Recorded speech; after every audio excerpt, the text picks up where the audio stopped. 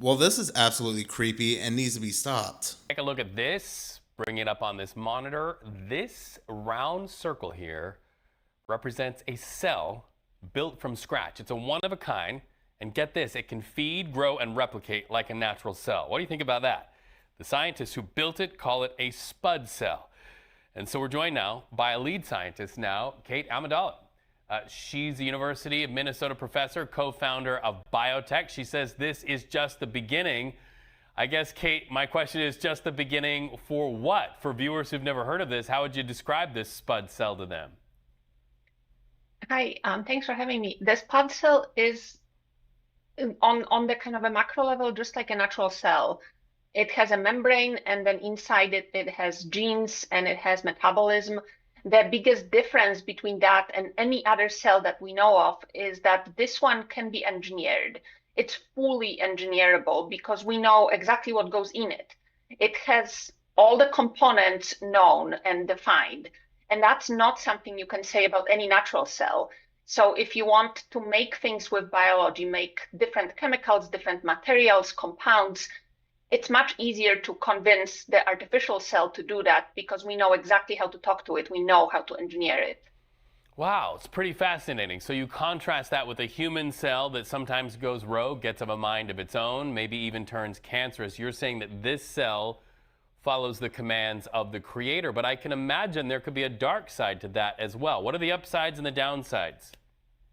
The upside is that we have a full control over it. I don't like the word creator because I didn't create something new from scratch. What we did is we put together molecules and they behave like molecules are paid to behave. They're doing all the natural things. So we didn't create something new, completely new to nature.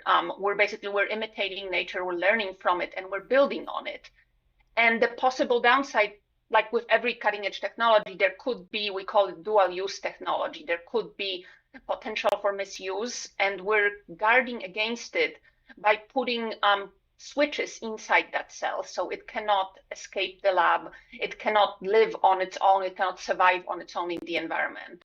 Wow, it sounds like the stuff of Hollywood movies. So she clarifies this is not something they created from scratch, but it doesn't really make it any better given the fact they're still making a GMO life form, an artificial life form. What are they doing with this exactly? That's never expanded on, but in another article she says it's just the beginning. It's a chassis that we're hoping to build on, and that's significant because now we actually have some reasonable idea of how to build on it. Sounds like they're trying to make some type of artificial life form out of this, and again, what if this gets into the wrong hands? Maybe these are the wrong hands, or maybe this could end up as food. Who really knows? Fish didn't come from the ocean. It was grown in a lab. It's cultivated meat, also known as lab-grown, cultured, or cell-based meat. It's real meat, not fake meat like plant-based protein. The difference is that it's been grown from cells in a lab, and not in the actual animal. It's basically just what nature does, just growing the cells, and we're just giving them the ingredients to actually grow in a healthy way.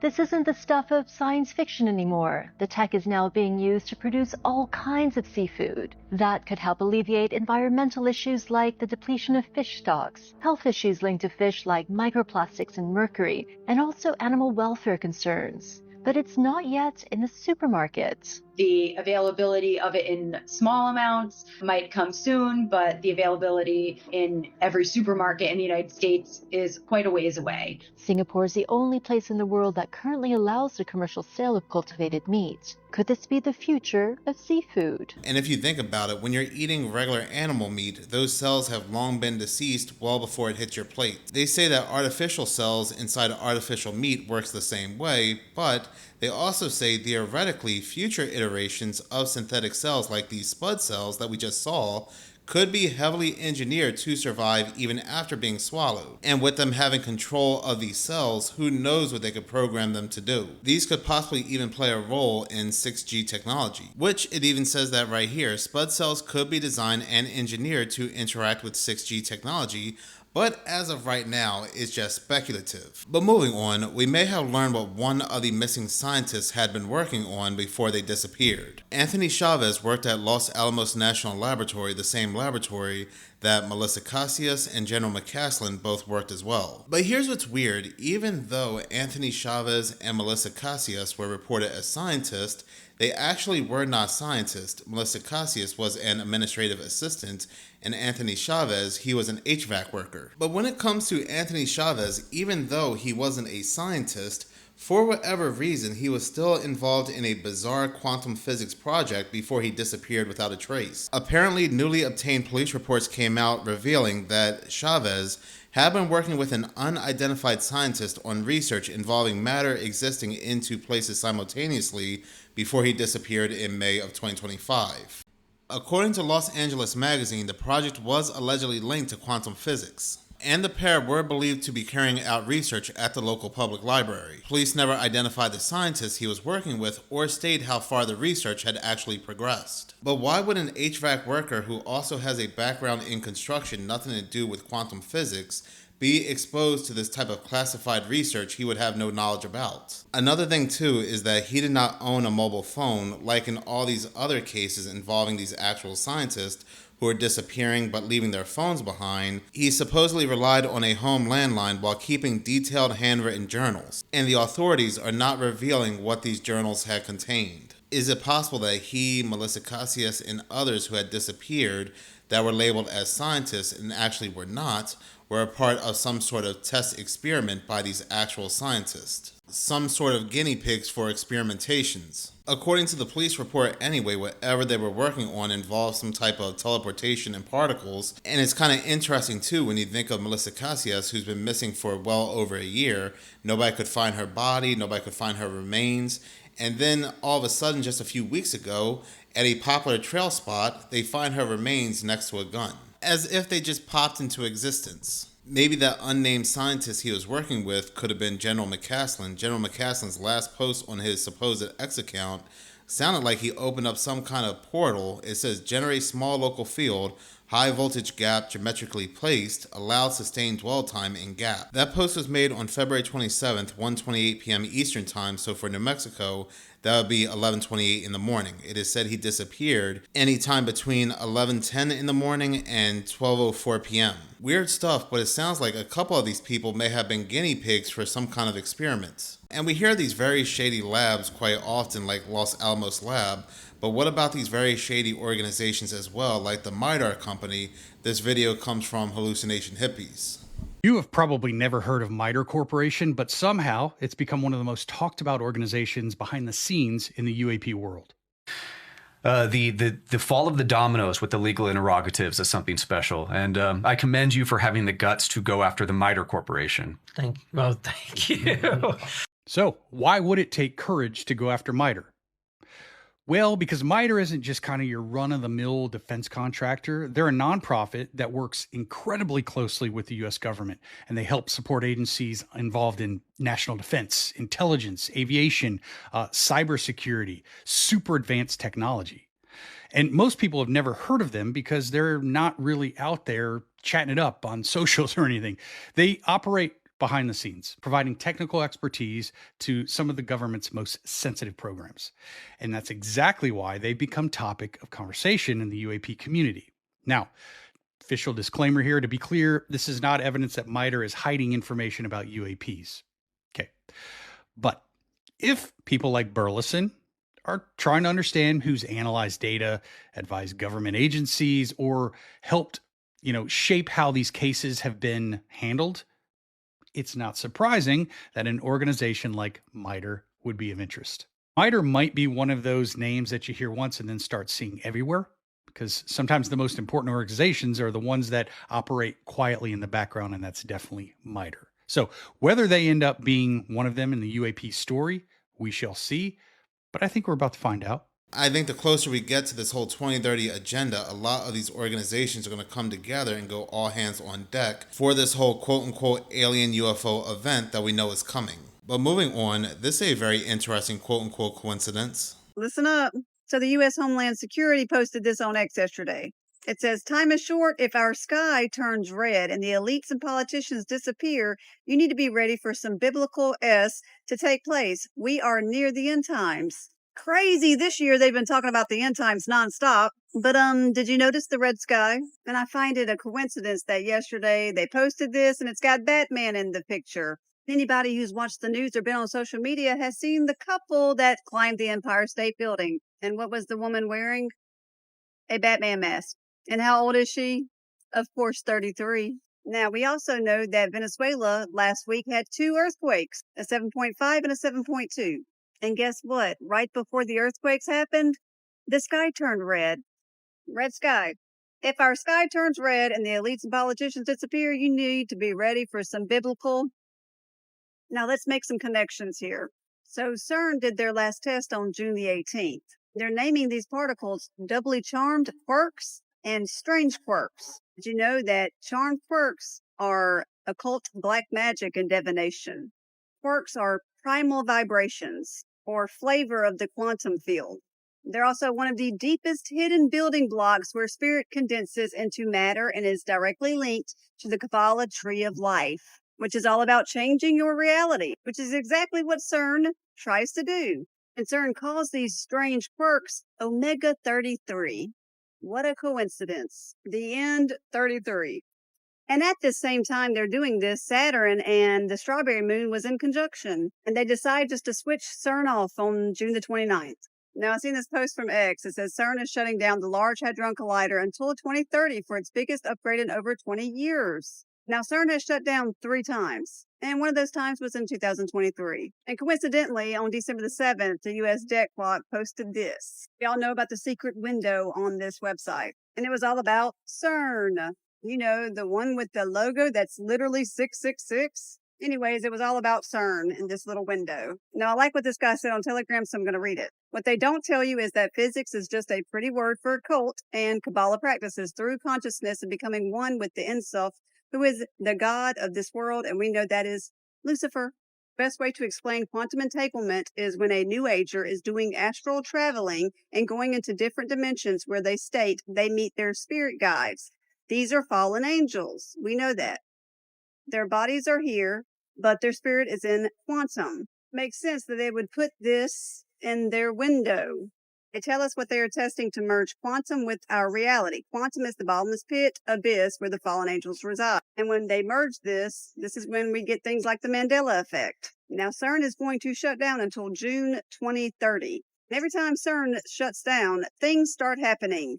Take, for instance, CERN's last shutdown from 2018 to 2022. We had the pandemic, the lockdowns, the supply chain breaks, high inflation, political chaos, and a lot of other strange things. That video came from Listen Up Itty Bitty. Now, just to be clear, that account in reference is not an official government account. It does have a lot of followers, but at the end of the day, we truly don't know who's behind a lot of these X accounts. But a lot of people are leaving replies and find the odd timing behind this post, and seeing that woman in a Batman mask climb the tower and the red sky seen over in Venezuela, I don't think that's any mere coincidence. It also said a lot of these elites and politicians will begin to disappear. I think that's been happening for quite some time now. A lot of these individuals we see on TV giving speeches might either be AI or actors wearing masks, and the real ones are probably hiding in their underground bunker somewhere. What in the health code violation is going on at Panda Express? And why do I say that? Because an employee during business hours was recorded standing on top of a stove, spraying and cleaning what looked like the vent area, leaving people in the restaurant just stunned that he was spraying chemicals right above food that was cooking. Have a look at this video for yourself. Look at that right there, spraying chemicals, food is right there, and it looks like he's standing on top of the fryer. And as you can see from the image, that is clearly not water. Looks like he's trying to spray the ventilation ducts above and clean them, all while food is cooking right below him. And if you look carefully, it looks like he's stepping on top of a fryer. Have one more look at this video for yourself. Look at this and watch as she pours something out right by his feet. Look, what the? So once again, Panda Express has a lot of explaining to do. If that was some sort of emergency and that needed to be cleaned, you got to move the food you're preparing under it, not stand on top of the fryers and spray chemicals that are falling onto food that is cooking and then possibly being served to the customers.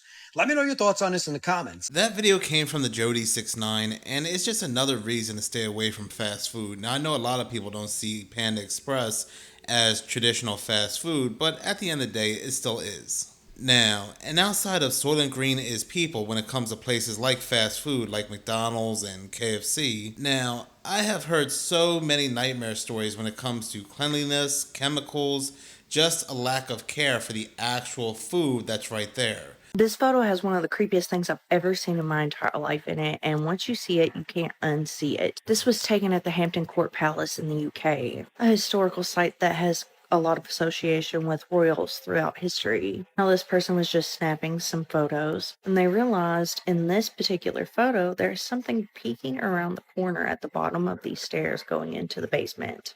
Now, it's kind of hard to see because it is very dark, but you can make out eyes, nose, a mouth, and just a floating face. But when you brighten this image, that's when it gets absolutely terrifying, because what do you mean this thing was looking at you? What do you mean this thing is there?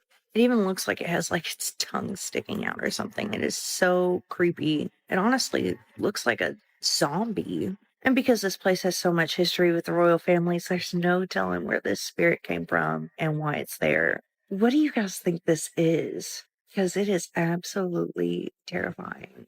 And what would you do if you caught this on camera? Let me know. That video came from Whoa That's Strange, and given the fact that this location heavily involves the royal family, I wouldn't doubt one bit what we're looking at here is the spirit of one of their reptile ancestors. A Reddit user posted this picture after finding a hidden house sealed inside of his attic. They first posted about it back in 2020, but for some reason, I'm just now hearing about this. In their initial post, they explained that the building used to be a 2-story shop where the shop owners used to live upstairs and the shop was downstairs. Well, the building was then converted into a church where they then sealed the old upstairs portion of the building off and just built a new addition around it. So then the Reddit user living there is left with this, an abandoned second-story space that has been completely sealed off from the rest of the house for God knows how long, and also completely stuck in time. Now, a lot of people in the comments were speculating that when this was turned into a church, this was most likely the pastor's apartment, which some say makes it even creepier. While exploring, they found a second hatch in the ceiling, suggesting that there's another attic attached to the second-story room. But the user couldn't get into it without using the ladder to get back down, and when they said they would go inside and post updates, they never posted on the Reddit thread again. That video came from Oddities on Elm Street, and given the fact that we have not heard from this original poster again, it sounds like he may have came face to face with whoever was living there. And this is something we actually do hear time and time again, people discovering that people are living in their attics. In the new Apple data tracking ad, they tell us that we are being tracked and communicated by demons. Now, some people will say that this is a bit of a reach. However, this painting in the background is actually an AI generated painting that is literally on the commercial for just several seconds, maybe 2 seconds. And if you look in the painting, it's just like this woman sitting on the bench. She has her 3 demons that are next to her, and she's entertaining them with her phone, just like in the painting where there's a woman sitting on a bench with 3 demons looking over her shoulder reading a book. This happens so fast that you won't really pick it up unless you really are paying attention. And she doesn't realize that she has all these demons that are on her that are literally watching her phone being entertained. So throughout the commercial, it shows people with their demons looking over their shoulder, looking at their phone at a campsite, at the gym, and at work, and then even at the library. And I don't know if anyone remembers, there was a horror movie, it was an Asian horror movie where a demon was sitting on a guy's neck and he was getting like neck pain. And so that's what this reminds me of, is that horror movie where that demon was like sitting on his neck and constantly giving him neck pain. And he's obviously watching his phone, getting entertained by his phone. Now they put these people in silver suits so that they look cuter and, look a little annoying, but they really are demons. and then they allow them to explode so that they can't track you anymore. This is a very accurate, in-your-face, truth in plain sight commercial by Apple. They're trying to sell to people with this commercial the idea that these people, these demons, are not watching you if you use Apple products. But we know that's not the case. I mean, they're even coming out with AirPods that have cameras built in. This is just their way of showing you the truth without actually telling you the truth. So this next video was taken all the way back in 2022, and still to this day, there's no answers as to what they found. Okay, we just found this out here in the middle of the lake. So foggy. Alright, that's it. Okay, touch it. Oh, did you see it? Slimy? Yeah. Is it a stick or something? So, what the fuck? Touch it. Gross. Gross. Oh, weird. What if it's like a disease? What if it's some of those clams you were talking about trying to find some shells? Might be. You don't just see shit like this, man. Let's get a close up on it. Melted ice. I know, dude. That's what's weird about it. Maybe it was aliens, dude. It is alien eggs. That'd be cool.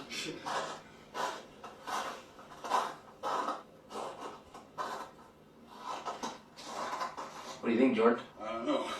I don't know what to be. I don't touch it. It's so foggy out. I wonder if it's getting... Yeah, you can't even see out there.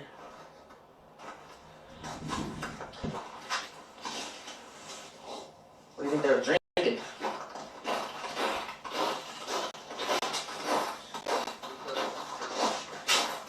Yeah, it looks like it.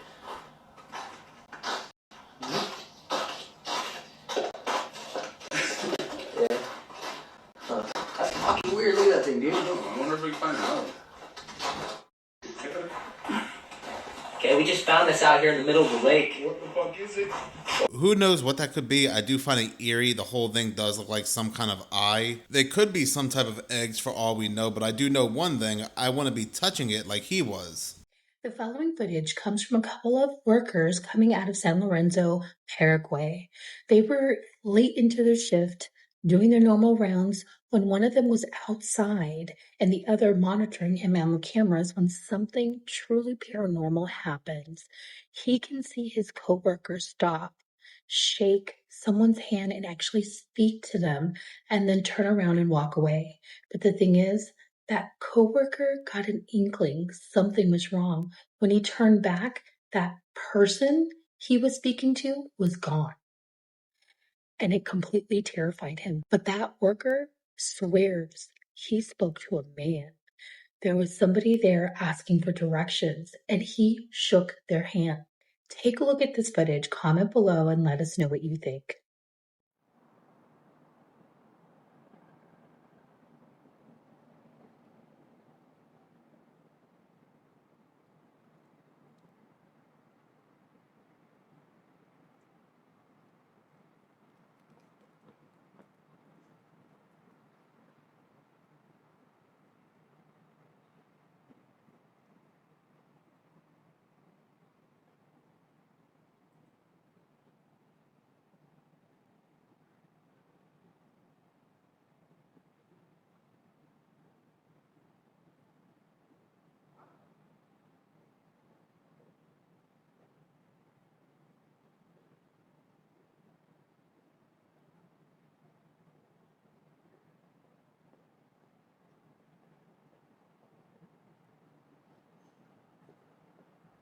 That video came from the paranormal chick, and it's very possible he may have been hallucinating because he was tired.